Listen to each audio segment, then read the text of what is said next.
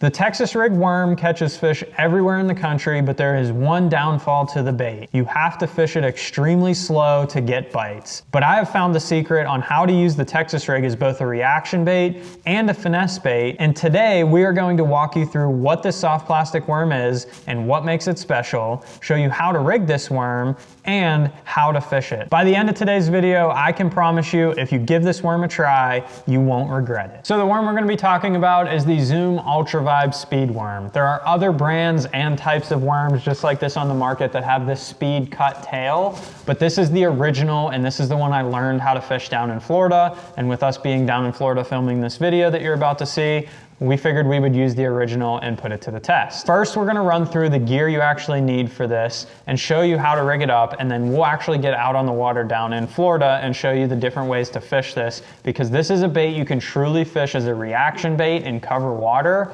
or you can literally drag it on the bottom and you never even have to change your setup. So let's quickly run through all the setup we have here, starting with our rod and reel. This is going to be a 7-foot medium heavy power fast action rod. It is probably the most basic bait caster setup that exists on the market. You can buy them in combos, you can buy them as single rods. They're available in every price point out there. You probably already have this rod in your arsenal. And then I have a fast gear ratio reel, 7 1-to-1 gear ratio. This is the Corrado MGL. I like that higher speed because I'm gonna be fishing it as a reaction bait. So I can either reel it really fast across the top of the water, or I can drag it slowly on the bottom, and if a fish picks it up and swims right toward me, I can pick up my slack and get a good hook set. Having that faster gear ratio really helps you out in this technique. If you would like to check out any of the products, they'll all be linked in the description below through everything we're about to talk about here. So you can pick up any of those products that we talk about and help support the channel. It really helps me out a ton.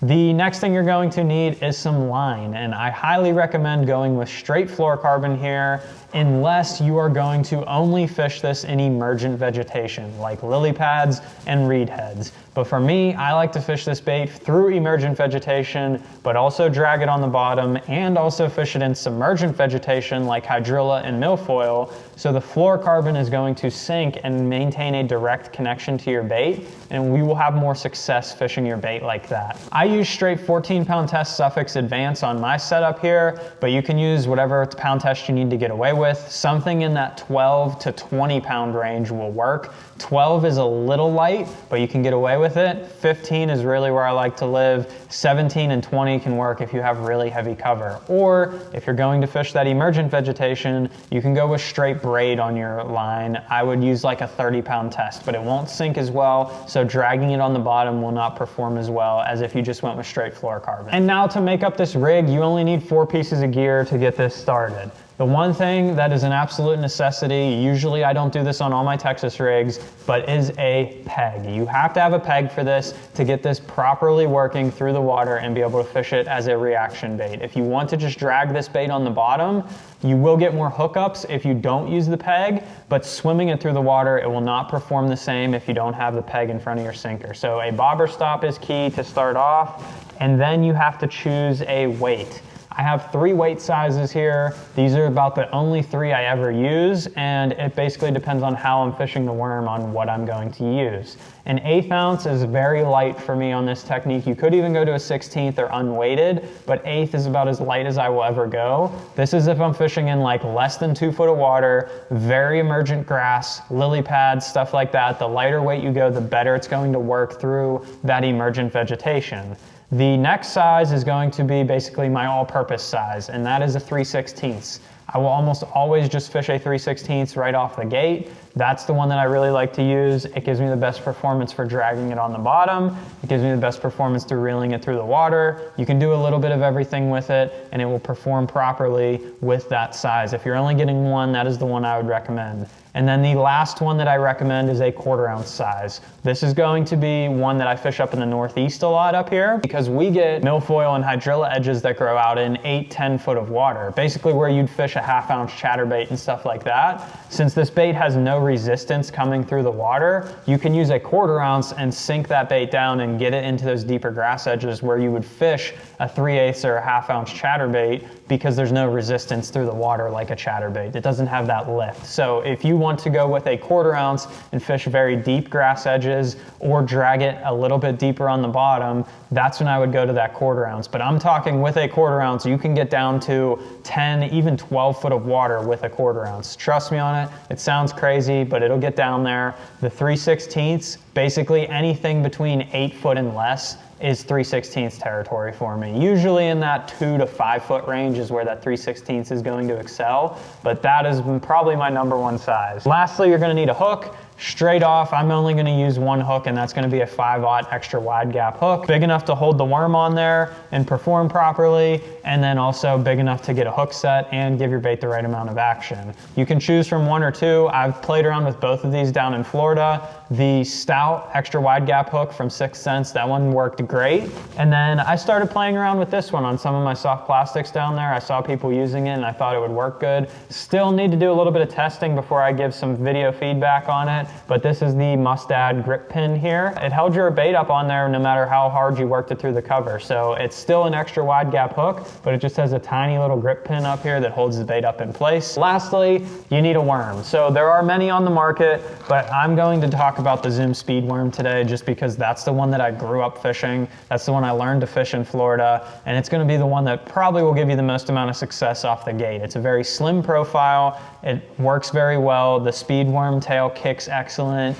The hook comes through the bait excellent when you get a bite. A lot of times some of these worms are a little bit more bulky, and when you get a bite, the hook won't actually penetrate through the bait as well. So the Zoom Speed Worm is going to be the one that I'm going to use. It comes in a regular size, but also a Magnum. The Magnum will work if you really want to get some bigger bites, but if you're just looking to try this technique for the first time, I recommend just getting the regular size. You're gonna get a ton of bites on this and build some confidence in that technique before you go up in size and try and catch some bigger fish. And color-wise, I keep it very simple. I basically keep a dark and a light color. My dark color, my favorite one, is Junebug Red. It's a dark purple with a little bit of red flake in it. And then for my light color, I got a variety of them, but Sungill, Green Pumpkin, Watermelon Red, any of those colors that have a light base to it and a little bit of like some glitter in it will work just fine. Let's quickly show you how to rig this thing up, and then let's get out on the water and show you 3 different ways to fish it to catch a ton of fish. And before we get into that, if you could head down below and hit the subscribe button. I'm trying to reach 100,000 subscribers this year, and only 15% of you guys that watch my videos are subscribed. So if you could just hit the subscribe button down below, it will help me out more than you know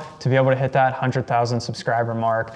Let's move on to rigging this thing up so we can get to fishing. I have my tag end of my line here, and what we're gonna do is start with our bobber stop. So we're gonna take a bobber stop just like this guy here. We're gonna run our line through the hole of the bobber stop, and then we're gonna go ahead and just pull that onto our line. So now you can see we have that bobber stop on our line right there. We're gonna go ahead and slide that up our line so that it's out of the way, and then we're going to grab our sinker that we talked about. So we're gonna take our sinker and go ahead and just thread this right on our line. Now you can see I have that sinker on there, and it butts up against that bobber stop so that it can't slide up the line anymore, but it can slide down towards the hook.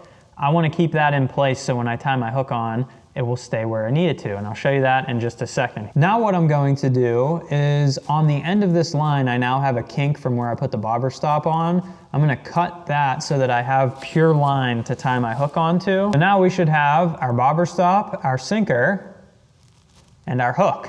Now I don't want to slide the sinker up there yet. What I'm going to do is I'm going to take this hook and we're going to take our bait right here and go ahead and Texas rig this on here. So now the tail right here has this cut in it, and you can have the tail face up or down when you're done. I don't find that it really makes a difference. I just don't want it to be flat like this against the hook. So I'm gonna rig mine with the tail down for this one, but you could also rig it with it vertical just like this. But let's go ahead and do tail down. To do that, you just leave the tail down, you take your hook, you go straight down in the nose of the bait to the bend. When you hit the bend, you go ahead and pop it out the belly.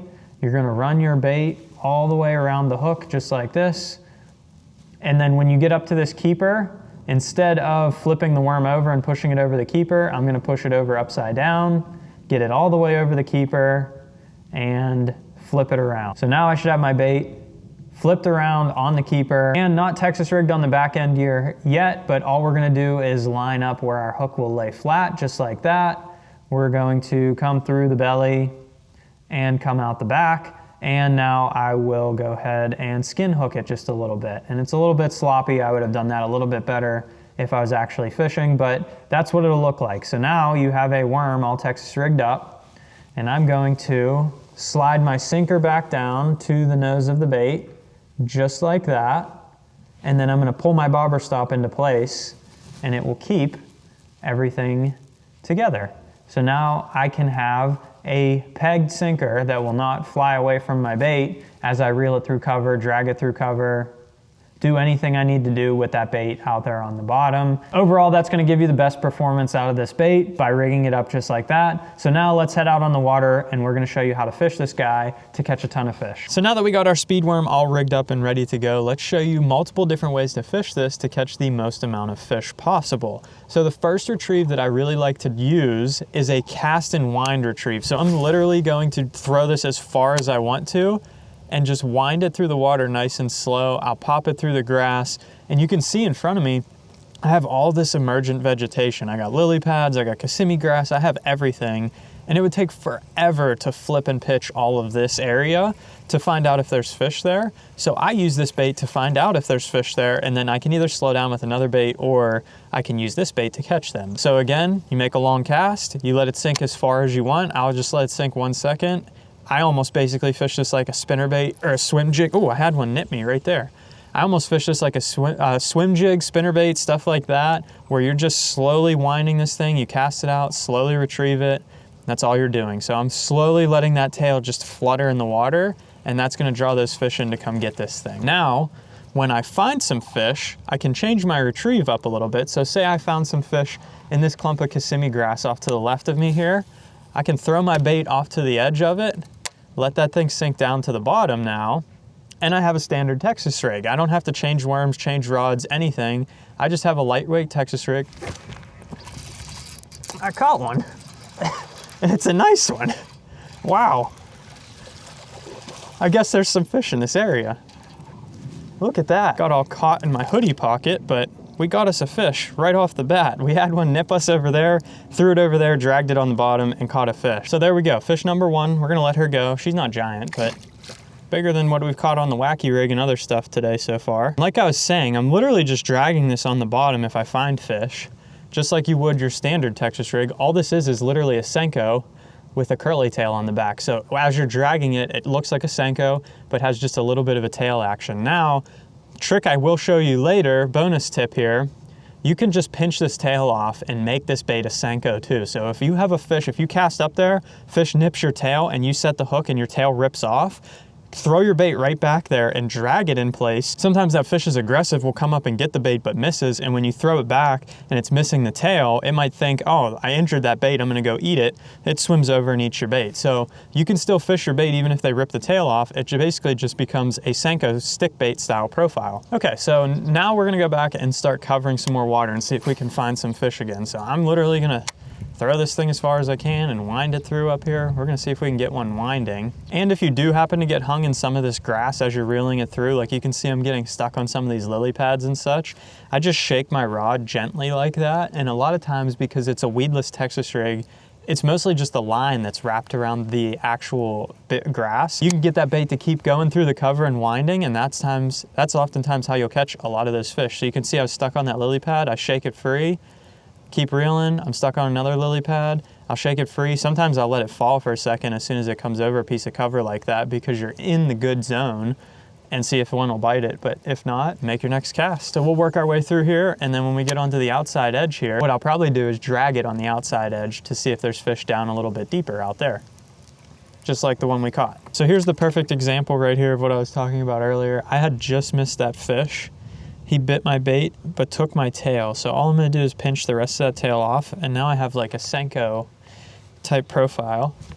I'm gonna flip it right back up there and I'll see if he'll bite it, just dragging on the bottom.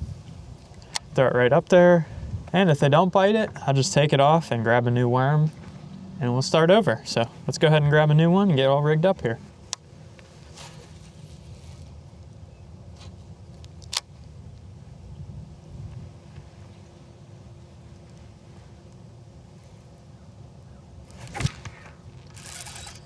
There we go. He's little. caught one off Kissimmee grass edge though. Got us another one, dragging the speed worm on the bottom. Not a big one at all, but add another one to the board.